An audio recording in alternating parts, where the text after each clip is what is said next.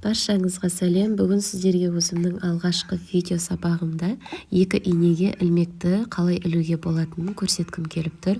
Видеоны соңына дейін мұқият қараңыздар. Ең алдымен өзіңізге қажетті ұзындықта жібіңізді алып алыңыз. Бұл сіздің қанша ілмек ілесіз, соған байланысты болады. Осы біздің жібіміздің басы болып есептеледі. Сол жібіміздің басын 4 саусақтың үстіне қойып, оны 4 саусағымызбен қысып ұстап тұрамыз. Кейін бұл біздің жұмыс жасайтын жібіміз болады. Сол жұмыс жасайтын жібімізді бірінші саусағымызға ілеміз. Кейін 4 саусақтың біреуін ашып, екінші рет сол саусағымызға ілетін боламыз. Енді жұмыс жасайтын жібімізді қалған 3 саусағымыздың астына қыстырып қоямыз. Міне ең алғашқы әдіс осы. Кері қайталап көрсетейін. Жібіміздің басы 4 саусағымызбен қысып ұстап тұрамыз.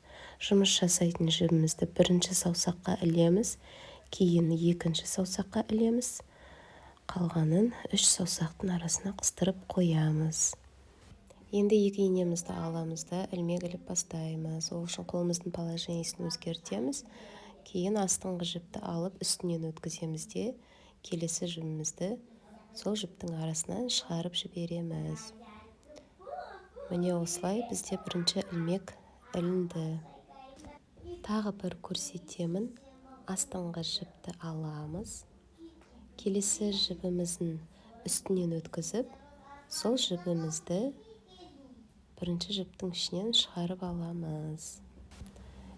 Енді қалған ілмекті ілу үшін астыңғы жіпті алып, міне 3 саусаққа қыстырылып тұрған жібімізді алып, екінші саусақтағы жіпті алып, осылай ортасынан шығарып жібереміз.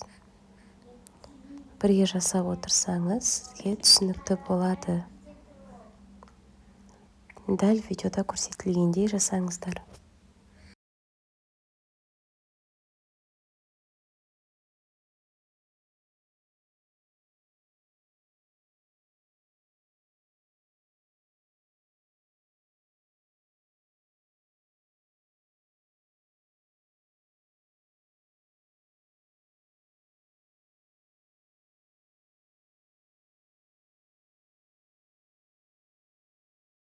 Міне ілмектерді осылай іліп, әрі қарай тоқи бересіздер. Осымен тәмам. Видеом сіздерге ұнады деп ойлаймын.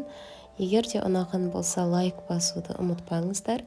Және алдағы уақытта бұйырса менің тағы да видео сабақтарым шығатын болады. Соларды көріп бірге тоқып үйренгіңіз келсе, менің каналыма тіркеліп қойыңыз. Сау болыңыздар.